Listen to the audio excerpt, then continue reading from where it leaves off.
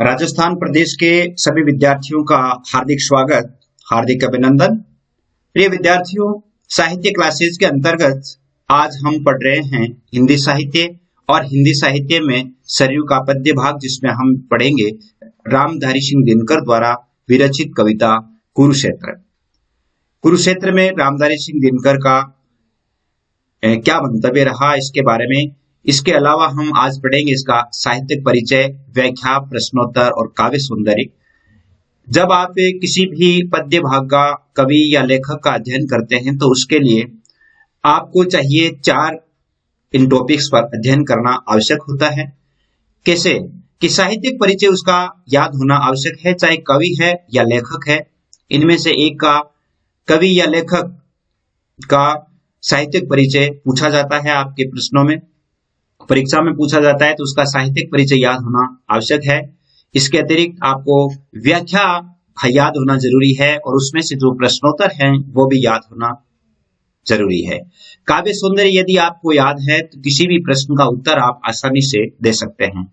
तो ये 4 चीजें हैं वो आवश्यक होती है। 4 चीजें आप याद कर लो, संपूर्ण काव्य यानी वो कवि या उस कविता के सारे प्रश्न आप ऑटोमेटिक स्वतः ही हल कर पाएंगे। आप सभी विद्यार्थियों की सुविधा के लिए 9610208295 यानी 8295 है, ये 8295 इन नंबरों पे आपके व्हाट्सएप ग्रुप्स भी बनाए गए हैं और विद्यार्थियों के उत्तर और विद्यार्थियों के संकेत, विद्यार्थियों के मैसेज आते भी हैं, वो अपनी शंका समाधान करते रहते हैं। जैसा कि आप जानते हैं कि अब सत्र 2020-21 में आपके कुछ कोर्स है वो कम हो गया है। अब वही पार्ट पढ़ाए जा रहे हैं जो पार्ट आपके कोर्स में है, यानी ये आपके पार्ट में सिलेबस में जो कोर्स में है वही पढ़ाए गए हैं। और मैंने ग्रुप्स पर जो पार्ट हटाए गए हैं वो हिंदी साहित्य के डाल भी दिए गए हैं, डाल दिए हैं। आप उनमें से मिलान कर लें, मिलान करके देख लें कि कौन कौन से पार्ट आपके कोर्स में रहे हैं, यानी लगभग 40% जो कोर्स है वो कम हुआ है।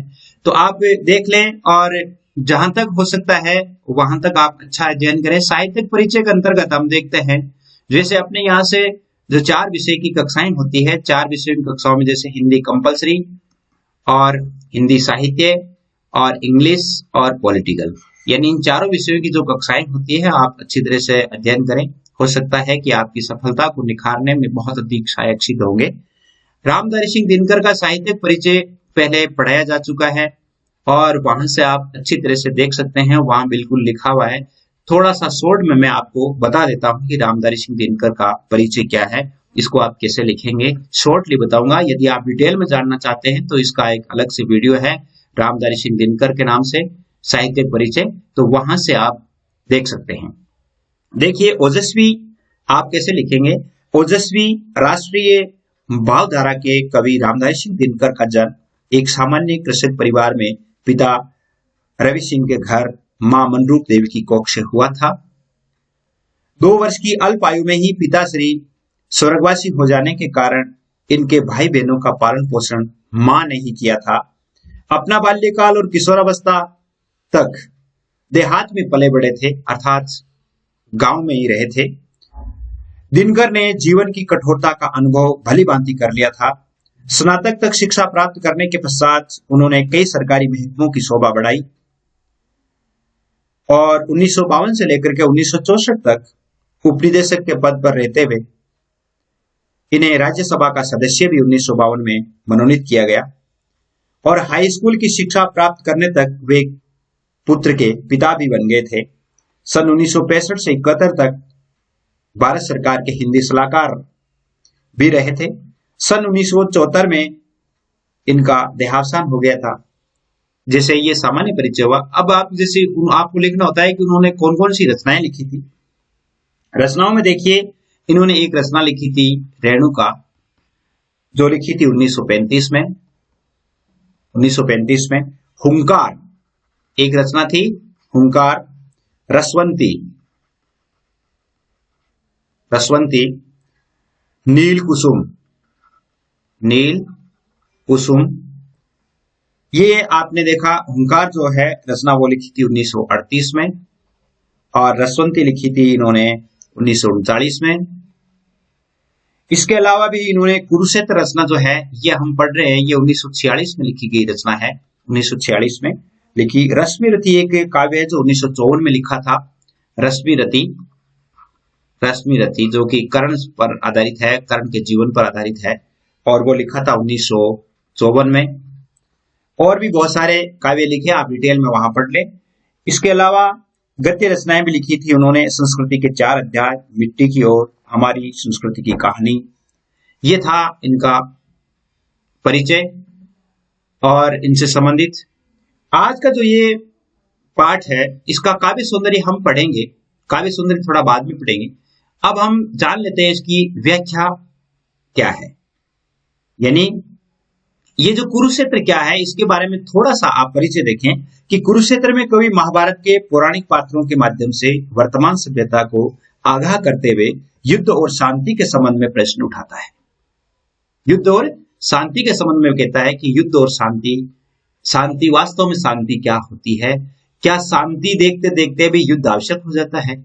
इन सभी बातों को लेकर के और कवि ने वर्तमान परिस्थितियों को मद्देनजर रखते हुए पौराणिक कथा के माध्यम से हमें वर्तमान व्यवस्था को समझाने का प्रयास किया है। और भीष्म और युधिष्ठिर के संवाद के माध्यम से कवि हमें यह बताना चाहते हैं कि छल कपट और धोखे से बनाई गई शांति कभी स्थायी नहीं होती है। इसके विरुद्ध कभी भी क्रांति की ज्वाला भड़क सकती है। जब कोई शासक अन्याय के बल पर अथवा तलवार के बल पर शासन व्यवस्था स्थापित कर अपने साम्राज्य को बचाने के लिए शांति थोपने का प्रयास करता है तो वह कृत्रिम शांति कहलाती है। कृत्रिम शांति कहलाती है, यानी या जो मैं बोल रहा हूं या इनमें से आपके प्रश्न आ सकता है, प्रश्न भी आ सकता है। कवि ने अपने तर्कों के माध्यम से समझाया है कि शांति तो वही होती है जिसे आम जन स्वयं आत्मसात करते हैं। अन्यायपूर्ण शांति से तो युद्ध और क्रांति ही बेहतर है।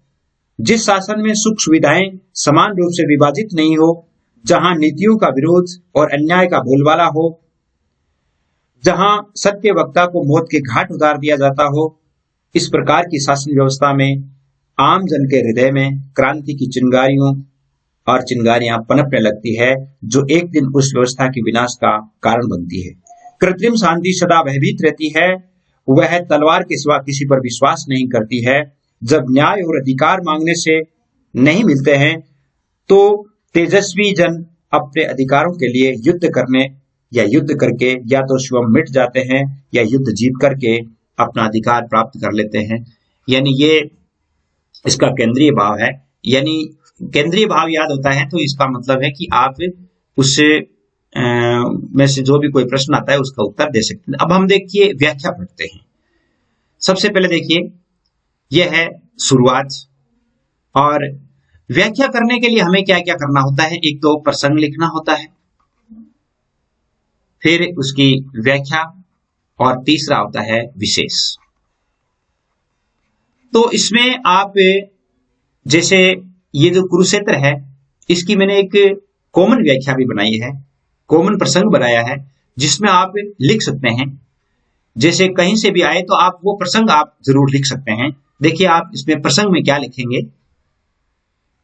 आप इसके लिए ये लिख सकते हैं कि प्रस्तुत काव्यांश ओजस्वी भावधारा की राष्ट्र कवि रामधारी सिंह दिनकर द्वारा विरचित कुरुक्षेत्र काव्य के तृतीय सर्ग से उद्धृत है।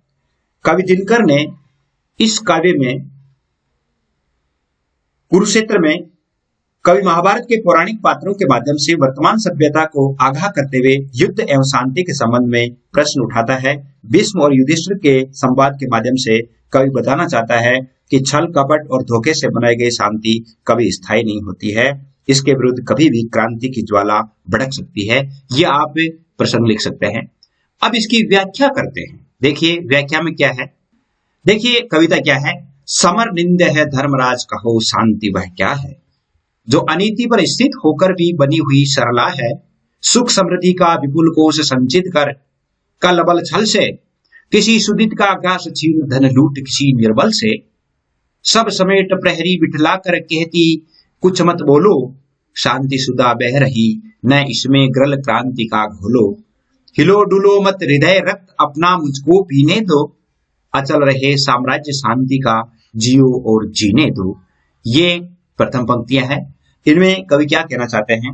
कवि कहते हैं कि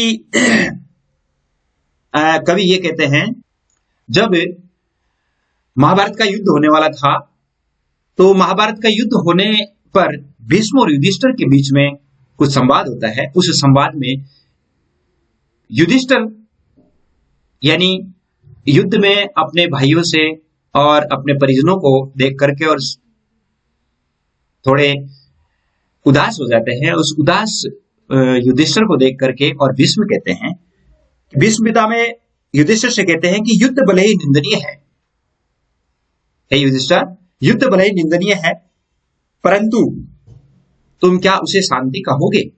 क्या शांति उसे कहोगे जो कि अनीति पर स्थित होकर सरला बनी हुई हो, जो अनीति पर स्थित होकर के सरला बनी हुई अर्थात सरल दिखती हो। अर्थात कोई व्यक्ति अनीति के बल पर शांति स्थापित करके और अपने आप को सदाचारी बनाने का प्रयास करता है, निर्दोष कहता है, तो क्या आप उसे शांति कहेंगे? क्या उसके विरुद्ध भी युद्ध नहीं करना चाहिए? सुख समृद्धि का विपुल को संचित कर कल बल छल, कल यानी कला से, बल से और छल से जो व्यक्ति संपूर्ण सुख सुविधाओं का विपुल कोष है, तो यह संपूर्ण सुख सुविधाएं हैं वो कला से या बल से या छल से एकत्रित करके और वह स्वयं अपने आप को निर्दोष कहता है। कहते हैं कि शक्ति और छल से या धोखे से जिसने अपने सुख और समृद्धि का बहुत बड़ा भंडार स्थापित कर लिया हो और कमजोर व्यक्ति के मुख का कोर छीनकर भूखे प्यासे का शोषण कर जिसने धन लूट करके धन एकत्रित कर लिया हो, किसी सुदित का ग्रास छीनकर लूट किसी निर्बल से अर्थात निर्बल व्यक्ति का धन लूट करके और वह किसी भूखे व्यक्ति का घास छीन लिया हो, सब समेट परहेट बिठलाकर संपूर्ण सुख सुविधाओं को समेट करके और उस पर अपने पहरेदार बिठला करके और सभी से कहते हैं कि अब आपको कुछ नहीं बोलना चाहिए, क्योंकि संपूर्ण राज्य में शांति सुधा बह रही है। शांति सुधा बह रही है, यहाँ पर रूपक अलंकार है। कौन सा है? रूपक अलंकार है। ने इसमें गरल क्रांति का घोलो, और इस अमन चैन की शासन व्यवस्था में क्रांति रूपी विष को मत घोलो, यह वह कहता है। हिलो डुलो मत, अर्थात तनिक भी मत सोचो और आप अपने हृदय का रक्त मुझे पीने दो, अर्थात मुझे अपना शोषण करने दो और शोषण के विरुद्ध अपनी आवाज मत उठाओ। अचल रहे साम्राज्य शांति का, बिल्कुल शांतिपूर्वक जो साम्राज्य चल रहा है ये अचल रहे, समयता हमेशा स्थापित रहे, जियो और जीने दो का नारा देता है। और वह कहता है कि जियो और जीने दो का नारा देता है, अर्थात मेरा ये सुख रूपी साम्राज्य बना रहे, तुम भी जियो और मुझे भी जीने दो। अब यदि आप इसमें विशेष लिखना चाहेंगे तो विशेष क्या लिखेंगे? विशेष में देखिए, छंद की यति गति उचित तुकांत के रूप में है, भाषा सरल सुबोध है, रूपक और मानवीकरण अलंकार का प्रयोग हुआ है। रूपक अलंकार का यहाँ प्रयोग हुआ है। मानवीकरण अलंकार जो है इसमें जब अचेतन को चेतन बताया जा रहा है तो इसमें मानवीकरण अलंकार भी है। और अनीति से स्थापित शांति या कृत्रिम शांति से जनता का शोषण होता है, इस नीति का विरोध कवि ने किया है। अगला देखिए, इस पार्ट में कवि क्या कहते हैं? सच है सता सिमट सिमट जिनके हाथों में आई, शांति भक्त वे साधु पुरुष क्यों चाहे कभी लड़ाई। सुख का सम्यक रूप विभाजन जहां नीति से नय से, संभव नहीं अशांति दबी हो जहां खड़ग के भय से। जहां पालते हो अनीति पद्धति को सताधारी, जहां सूत्रधार हो समाज के अन्यायी अविचारी। नीति युक्त प्रस्ताव संधि के जहान आदर पाए, जहां न आदर पाए, जहान आदर पाए, जहां सत्य कहने वालों के शीश उतारे जाएं। जहां खड़ग बल एकमात्र आधार बने शासन का, दबे क्रोध से भबक रहा हो हृदय जहां जन जन का। सहते सहते अनय जहां मर रहा मनुष्य का मन हो, समझ का पुरुष अपने को धिक्कार रहा जन जन हो। अहंकार के साथ घृणा का जहां द्वंद्व हो जारी, ऊपर शांति तला तल में हो छिटकी रही चिंगारी। आगामी विस्फोट काल के मुख पर दमक रहा हो, इंगित में अंगार विवश भावों में चमक रहा हो। पढ़कर भी संकेत सजग हो किंतु न सताधारी, दुर्मति और अनल में दे आहुतियां बारी बारी। कभी नए शोषण से, कभी उपेक्षा, कभी दमन से, अपमानों से, कभी कभी सरभेदक व्यंग्य वचन से। अब देखिए इसमें कवि क्या कहना चाहते हैं। कवि रामधारी सिंह दिनकर कहना चाहते हैं कि इधर उधर से छीनकर जिन्होंने सत्ता प्राप्त की हो वो तो शांति चाहेंगे, वो तो शांति चाहेंगे। कभी शांति भक्त वे साधु, अर्थात जिन्होंने छल कपट से सत्ता प्राप्त की हो वे कभी भी युद्ध या क्रांति नहीं चाहेंगे। वो क्यों लड़ना चाहेंगे, लड़ाई क्यों करना चाहेंगे? मतलब ये कि जब व्यक्ति को लाभ हो रहा हो तो वह अनावश्यक रूप से युद्ध क्यों करना चाहेगा। सुख का सम्यक रूप विभाजन जहां नीति से न्याय से संभव नहीं, जिस राज्य में सुख का विभाजन समान रूप से नहीं किया गया हो, जहां पर नीति और न्याय की का बोलबाला नहीं हो, नीति और न्याय से सुख का विभाजन नहीं किया गया हो, वहां पर अशांति जो है वो खड़ग के भय से दबी होती है, तलवार के भय से दबी हुई होती है। जहां पालते हो अनीति पद्धति को सत्ताधारी और जहां के शासक अनीति का परिपालन करते हैं, जहां के सूत्रधार और समाज सेवक जो है अन्यायी और अविचारी होते हैं, जहां पर नीतियां और नीतियुक्त प्रस्ताव और संधियां जिनका कोई आदर नहीं होता है, जहां सत्य कहने वालों को मौत के घाट उतार दिया जाता है, उस शासन की बात क्या करोगे? कहते हैं कि हे युधिष्ठिर तुम ही सोचो उनका क्या होगा, उनका क्या होगा। जिम्मेदार तो वो लोग हैं जो इस प्रकार की आदतें, इस प्रकार की शासन व्यवस्था स्थापित करते हैं। आगे लिखा है कि जहां खड़ग बल एकमात्र आधार बने शासन का, अर्थात जहां पर तलवार के बल पर शासन किया जाता है, दबे क्रोध से भभक रहा हो हृदय जहां जन जन का, तलवार के बल पर दबी हुई जनता का हृदय, अर्थात जन जन का, संपूर्ण जनता का हृदय है वो क्रोध से भभक रहा होता है, और सहते सहते अन्याय और अन्याय को सहते सहते मनुष्य का मन मर जाता है, अर्थात वे उस शासन व्यवस्था से ऊब जाते हैं। समझ का पुरुष अपने को धिक्कार रहा जन जन हो, और इससे तलवार के बल पर उठ रही शासन व्यवस्था पर व्यक्ति अपने आप को कायर पुरुष समझने लग जाते हैं, और जन जन जो है वो अपने आप को धिक्कारने लग जाते हैं कि हम इस कायरतावश हम इस दमन को और इस अशांति को और ये अनीति युक्त शासन को झेल रहे हैं। अहंकार के साथ घृणा का द्वंद्व हो जारी, जब अहंकार और घृणा दोनों का द्वंद्व होने लगता है तो क्रांति का जन्म होता है। ऊपर शांति दिखती है लेकिन अंदर ही अंदर आग की चिंगारियां छिटक रही होती है, और वो आगामी विस्फोट प्रत्येक व्यक्ति के मुख पर दिखाई देने लग जाता है। अर्थात जब जनता है या प्रजा जो है वो राजा से मुंह फेरने लग जाती है, या राजा की बात को दबे होश में स्वीकार करने लग जाती है, तो मान लो कि कुछ ही समय में क्रांति होने वाली है। इंगित में अंगार विवश भावों में चमक रहा हो, अर्थात वो विवश होकर के उनके कानूनों का पालन करते हैं, तो इसका अर्थ है कि आगामी समय में कोई बड़ा विस्फोट होने वाला है।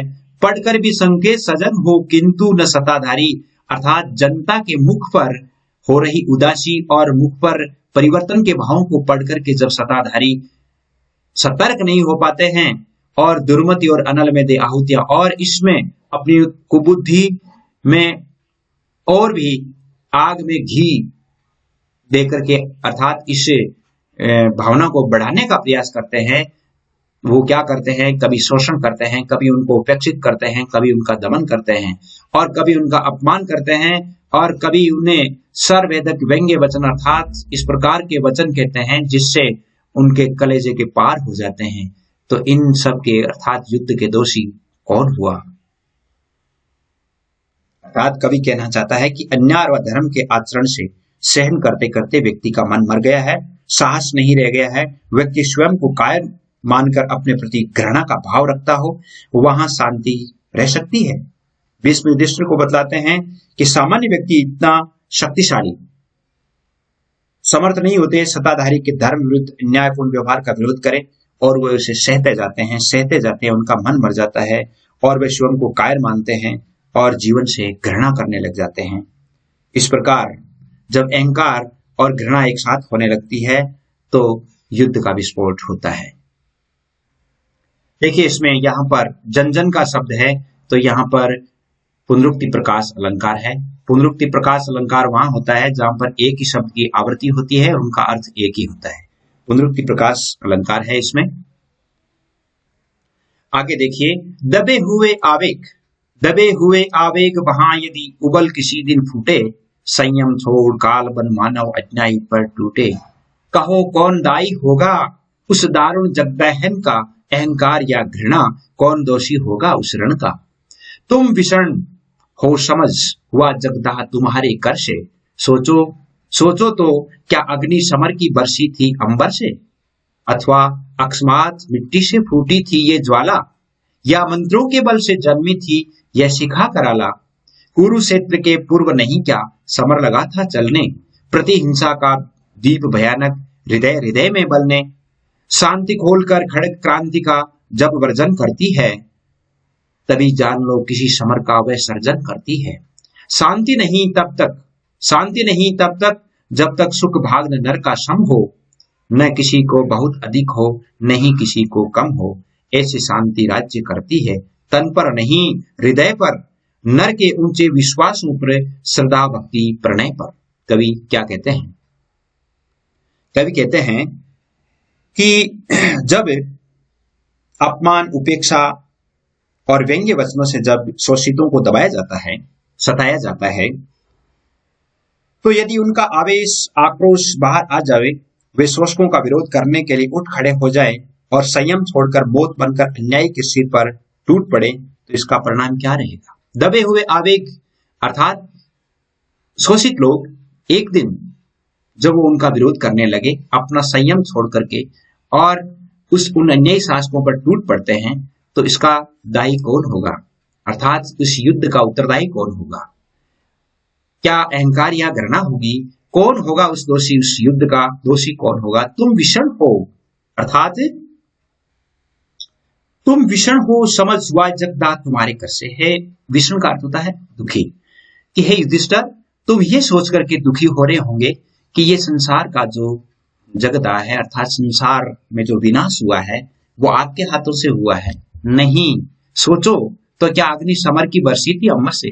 तो क्या ये युद्ध की अग्नि आकाश से आई थी, या मिट्टी से ज्वालामुखी के रूप में उभरी थी, या मंत्रों के बल से जन्मी थी ये शिखा कराला? अर्थात ये युद्ध की जो ज्वाला है, क्या ये मंत्रों के बल से आई थी? कुरुक्षेत्र से पूर्व नहीं क्या समर लगा था चलने? कुरुक्षेत्र से पूर्व ही युद्ध की जो प्रक्रिया है वो चलने लग गई थी, अर्थात युद्ध की प्रक्रिया पहले ही बन चुकी थी। इसका अर्थ यह है कि महाभारत का युद्ध अचानक नहीं हुआ था, अचानक नहीं हुआ था, अपितु इसे सत्ताधारी दुर्योधन ने जानबूझकर और लगातार तैयारी के साथ थोपा था।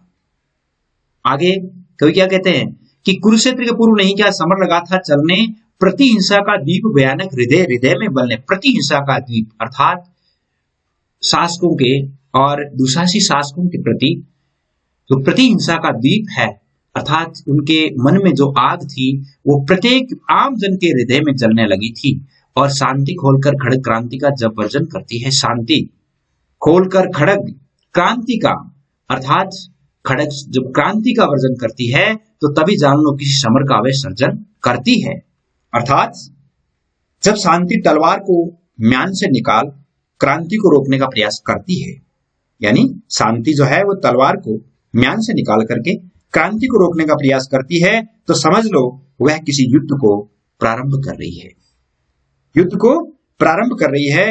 अर्थात जब जनता अन्याय अत्याचार और शोषण के विरुद्ध अपनी प्रतिक्रिया व्यक्त करने लगते हैं, विरोध व्यक्त करते हुए क्रांति प्रारंभ कर देते हैं, तो ये मान लो कि कोई न कोई बड़ा युद्ध होने वाला है, तभी जान लो किसी समर का वह सृजन करती है। शांति नहीं तब तक। कवि क्या कहना चाहता है?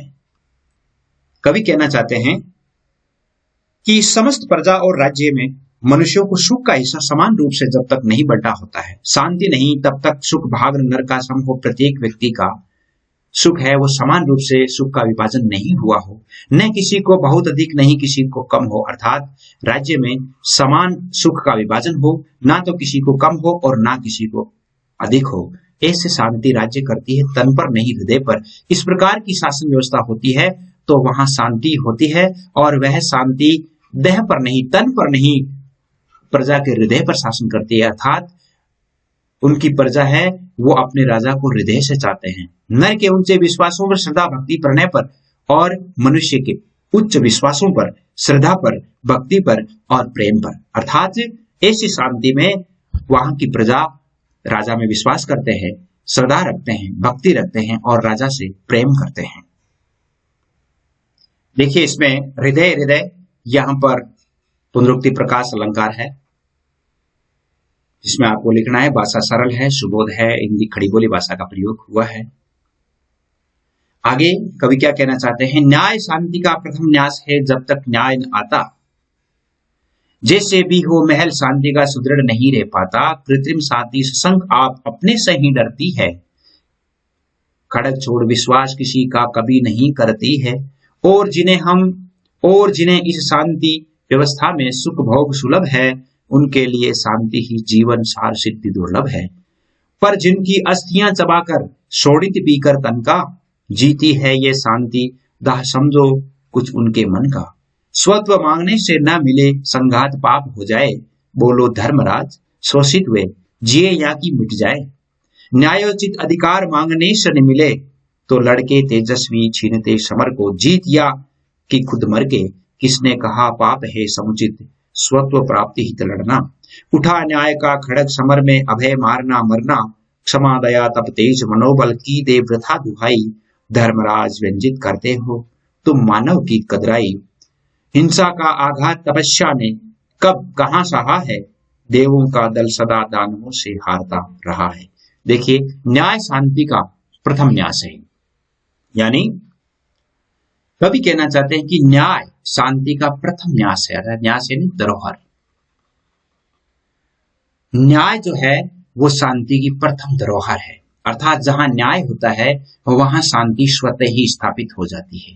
जब तक न्याय ना था, जब तक न्याय व्यवस्था सही नहीं होती है, जैसा भी हो महल शांति का सुदृढ़ नहीं रह पाता, तो वह शांति का महल कभी भी सुदृढ़ नहीं होता है, वह शांति स्थायी नहीं होती है। कृत्रिम शांति सशंका, कृत्रिम शांति अपने आप से डरती है। सशंक अर्थात हमेशा डरी हुई रहती है और वो अपने आप से डरती है। खड़ग छोड़ विश्वास किसी का कभी नहीं करती है। कृत्रिम शांति कभी भी तलवार के अलावा किसी का विश्वास नहीं करती है, क्योंकि वह स्वयं अपने आप से ही डरती है। और जिन्हें इस शांति व्यवस्था में सुख भोग सुलभ है, कृत्रिम शांति में जो व्यक्ति सुख सुविधाएं प्राप्त कर चुके हैं या जिन्हें सुख भोग अर्थात आसानी से प्राप्त हो रहे हैं, उनके लिए यही शांति उनके जीवन का सिद्धि और सार सिद्धि है, वह दुर्लभ है। अर्थात उनके लिए यही शांति दुर्लभ है। पर जिनकी अस्थियां चबाकर शोणित पीकर तिनका, अर्थात जिस प्रजा का, जिन राजाओं ने इस कृत्रिम शांति के महल को बनाने में जिनकी अस्थियों को चबा करके शोणित पीकर अर्थात जिनका शोषण करके और उन्होंने जिस शांति की स्थापना की है, जीती है ये शांति दाह समझो उनके मन का। और ये शांति अर्थात जिन व्यक्तियों की अस्थियां चबा करके, उनका खून पी करके अर्थात उनका शोषण करके और जिस शांति की स्थापना की जाती है, तो उस जन का अर्थात उस प्रजाजन के मन का अध्ययन करो, उनको समझो, उनकी पीड़ा को समझो कि उन पर क्या गुजर रही है। और स्वत्व मांगने से न मिले संघात पाप हो जाए, अर्थात स्वाधिकार अधिकार जब मांगने से नहीं मिलता है और अर्थात अपना स्वत्वाधिकार मांगने से प्राप्त नहीं होता है और उनका जो संगठन है वो भी पापी हो जाता है, अर्थात वह भी दमन का साथ देता है। तो हे धर्मराज बोलिए, वे शोषित लोग क्या करेंगे, जिएंगे या मर जाएंगे। न्यायोचित अधिकार मांगने से नहीं मिले, जब न्यायोचित अधिकार मांगने से प्राप्त नहीं होता है, तो तेजस्वी व्यक्तियों का स्वभाव होता है कि वे तेजस्वी अपने न्याय को छीनते हैं या युद्ध करके जीत जाते हैं या स्वयं मर मिटते हैं। किसने कहा पाप है समुचित स्वत्व प्राप्ति ही तड़ना है। युधिष्ठिर, किसने कहा है कि अपने अधिकारों के लिए लड़ना अनुचित है, पाप है? किसने कहा है? उठा न्याय का खड़ग समर में अभय मारना मरना, किसने कहा है कि न्याय के खातिर तलवार उठाकर और निर्भीक होकर मारना और मरना अनुचित है? क्षमा दया तप तेज मनोबल की दे वृथा दुहाई। क्षमा दया तप तेज और मनोबल की वृथा दुहाई देना कायरता है। धर्मराज व्यंजित करते हो तुम मानव की कतराई, अर्थात तुम मनुष्य की कायरता को व्यंजित कर रहे हो, मनुष्य की कायरता को प्रकट कर रहे हो। तुम ये कह रहे हो कि मैं उसे क्षमा कर दूं, उन पर दया करनी चाहिए, मेरा तप नष्ट हो जाएगा, तेज नष्ट हो जाएगा, मेरा मनोबल काम नहीं करता है, इनकी वृथा दुहाई देना तुम मनुष्य की कायरता को सुनिश्चित करते हो। हिंसा का आघात तपस्या ने कब कहां सहा है? तपस्या ने हिंसा के आघात को कब सहा है? अर्थात हिंसा को कभी नहीं सहा है। और देवों का दल सदा दानवों से हारता रहा है। इसी कारण देवताओं के दल है वो दानवों से अर्थात राक्षसों से हारता रहा है। यानी जो सद्बुद्धि या सज्जन व्यक्ति होते हैं वो दुर्जनों के कुचक्र में फंसता रहा है। देखिए इसमें अनुप्रास अलंकार का प्रयोग हुआ है और एक हरिकीति का छंद के बहुत सारे नियम इसमें देखने को मिलते हैं। हरिकीति का छंद जो आपके कोर्स में भी है, जिसमें 28 मात्राएं होती है, 16-12 पर यति होती है। अगला देखिए, मन शक्ति प्यारी थी तुमको यदि पौरुष ज्वलन से, लोभ किया क्यों कर भारत राज्य का, फिर आए क्यों वन से। भरत यानी यहाँ भरत है। पिया भीम ने विष लाक्षाग्रे जला हुए वनवासी, केस प्रसिता प्रिया सभामुख कहलाई दासी। क्षमा दया तब त्याग मनोबल सबका लिया सहारा, पर नर व्याघ्र सुयोधन तुमसे कहो कहाँ कब हारा। क्षमाशील हो रिपु समक्ष तुम हुए विनित जितना ही, दुष्ट कौरवों ने तुमको कायर समझा उतना ही। अत्याचार सहन करने का कुफल यही होता है, पौरुष का आतंक मनुष्य कोमल होकर खोता है। क्षमा शोभती उसी भुजंग को जिसके पास गरल हो, उसको क्या जो दंतहीन विषरहित विनित सरल हो। 3 दिवस तक पंथ मांगते रघुपति सिंधु किनारे, बैठे पढ़ते रहे छंद अनुनय के प्यारे प्यारे। मन शक्ति प्यारी थी तुमको यदि पौरुष ज्वलन से, लोभ किया क्यों भरत राज्य का।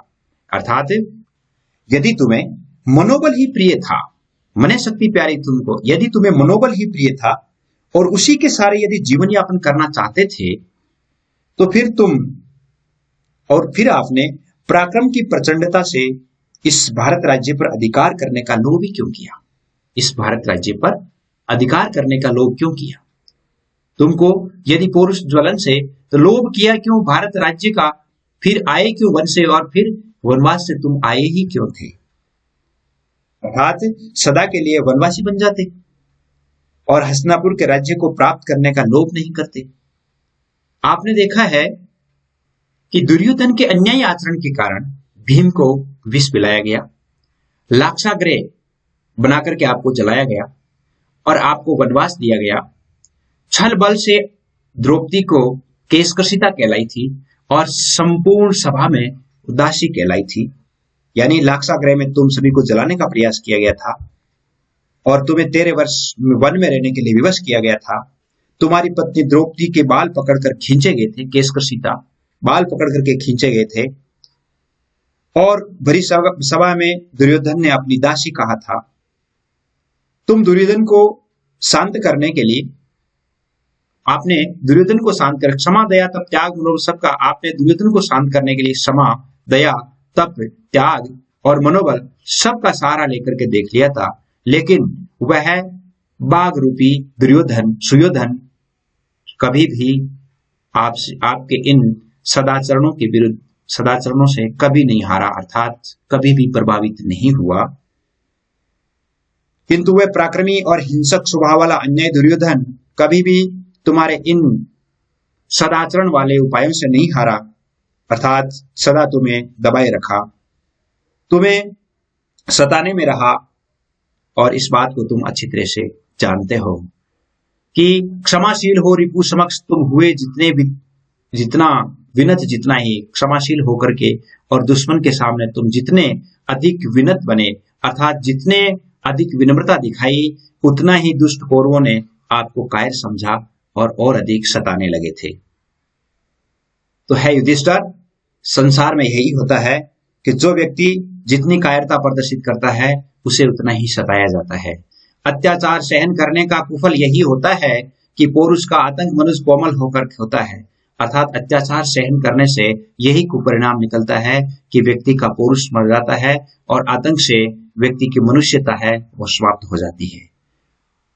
और यहाँ पर एक बहुत अच्छी बात है कि हे युधिष्ठिर, क्षमा उसी को शोभा देती है, अर्थात उसी सांप को क्षमा शोभा देती है जिसके पास महान विष हो, लेकिन जो दंतहीन होता है, विष रहित होता है और विनीत होता है और सरल होता है, उसे क्षमा करना शोभा नहीं देता है।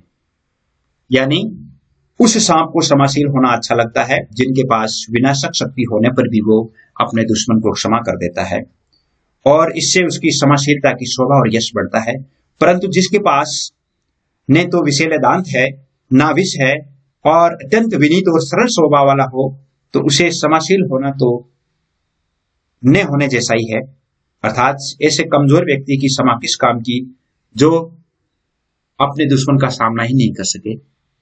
हे युधिष्ठिर, आपने सुना होगा कि 3 दिनों तक भगवान श्री राम है वो समुद्र के किनारे बैठे बैठे समुद्र से रास्ता मांगते रहे, पुल बनाने का रास्ता मांगते रहे, और वेदों में के बहुत ही अनुनय और विनय के बहुत ही प्रिय छंदों का वाचन करते रहे, लेकिन समुद्र ने एक भी बात नहीं सुनी। उत्तर में जब एक नाद भी उठा नहीं सागर से, अर्थात एक भी शब्द जब सागर ने नहीं दिया, उसका कोई प्रत्युत्तर नहीं दिया, उठी अधीर धधक पौरुष की आग राम के सर से, तभी राम को क्रोध आया और मन का पौरुष जाग करके, और श्री राम ने अपने बाण से आग बरसाई, अर्थात वो बहुत अधिक क्रोधित हो गए और समुद्र से लड़ने को तैयार हो गए। तब अर्थात श्री राम ने तुरंत पराक्रम दिखाते हुए आग की ज्वाला से प्रदीप्त अपना बाण निकाला, और उस आग उगलने वाले बाण से भयभीत होकर के समुद्र शरीर धारण करके और कहने लगा, सिंधु दहदर त्राही त्राही करता आगिरा सुन, और त्राहिमाम रक्षा करो, ऐसा करते हुए श्री राम की शरण में आ गया। चरण पूज्य दासता ग्रहण की और बंधा मूड बंधन में श्री राम के चरणों की पूजा करने लगा, अर्चना करने लगा, श्री राम की दासता ग्रहण की, और वह मुड श्री राम के बंधन में बंधा, अर्थात वहां पर सेतु बंधन करने के लिए उसने रास्ता दिया। शरीर धारण करते आ गया, श्री राम के चरणों की पूजा की, दासता स्वीकार की, अंत में मूर्ख समुद्र सेतु बंधन में बंध गया। यानी श्री राम के पौरुष से समुद्र में विनम्रता दिखाकर स्वयं सेतु बंधन का उपाय बताया कि आप इस प्रकार सेतु बंधन कर सकते हैं। सच पूछो तो सर में ही बसती है दीप्ति विनय की, सच पूछो तो सर में ही बसती है दीप्ति विनय की, संधि वचन संपूज्य उसी का जिसमें शक्ति विजय की। अर्थात विषम पितामह ने कहा कि सत्य बात तो यह है कि बाण में ही, अर्थात पौरुष प्रदर्शन में ही विनम्रता की ज्योति बस निवास करती है। अर्थात सर में ही, यानी पराक्रम में ही विनय जो है वो निवास करती है। अगर श्री राम वहां पर पराक्रम नहीं दिखाते तो समुद्र विनीत नहीं होता। संधि वचन संपूज्य उसी का जिसमें शक्ति विजय की, यानी विनय का तेज चमकता है। संधि की बातों को वही आदर योग्य और सहर्ष स्वीकार्य मानता है जिसमें विजय प्राप्त करने की शक्ति हो। संधि वचनों को भी वही मान सकता है जिसमें विजय प्राप्त करने की शक्ति हो। सहनशीलता क्षमा दया को तभी पूजता जग है, बल का दर्प चमकता है उसके पीछे जब जगमग है। अर्थात सहनशीलता, क्षमा, दया आदि को संसार तभी पूजता है या पूज्य मानता है जब उस व्यक्ति के पीछे शक्ति के अभिमान का प्रकाश दीप्तिमान होकर के जगमगाता रहता है। अर्थात सहनशीलता, क्षमा, दया इनको कब पूजता है? जब व्यक्ति के पीछे शक्ति का प्रकाश दीप्तिमान होता है, उसमें शक्ति और सामर्थ्य होती है, तभी क्षमा, दया ये सभी पूजनीय होते हैं। जहां नहीं सामर्थ्य शोध की, क्षमा वहां निष्फल है। अर्थात जहां पर शोध करने की, अर्थात बेर भाव लेने की सामर्थ्य नहीं होती है, तो वहां पर क्षमा किसी काम की नहीं है। जो व्यक्ति किसी का उत्तर नहीं दे सकता, तो वहां पर क्षमा निष्फल है। गरल घूंट पी जाने का विष है, वाणी का छल है। तो वहां पर कोई व्यक्ति क्षमा करने का प्रयास करता है तो वह वाणी का छल है, अर्थात अपनी वाणी का दोष है, और वह जहर घूंट पी जाने का एक तरीका है, उपाय है। कहने का अर्थ यह है कि वर्तमान संसार में व्यक्ति को क्या क्या करना चाहिए और व्यक्ति में कौन कौन से गुण होने चाहिए, कब हमें अन्याय का विरोध करना चाहिए, ये सब कवि ने हमें बताने का प्रयास किया है। उम्मीद करता हूं आपके लिए बहुत अधिक लाभदायक होगा। इसके आगे हम इनमें से जो मुख्य मुख्य प्रश्न बनते हैं उनका एक वीडियो अलग से जारी करेंगे, जिसमें आप इसमें से कौन कौन से प्रश्न आएंगे और आपकी जो ये कविता है, इस कविता के बीच में से कैसे प्रश्न बनते हैं, उन सभी का अध्ययन करने के लिए आपके वीडियो अपलोड किया जाएगा। तो उम्मीद करता हूँ आप के लिए बहुत अच्छा होगा और आप आगे भी मेरे साथ इसी प्रकार बने रहेंगे। आज इतना ही। जय हिंद, जय भारत।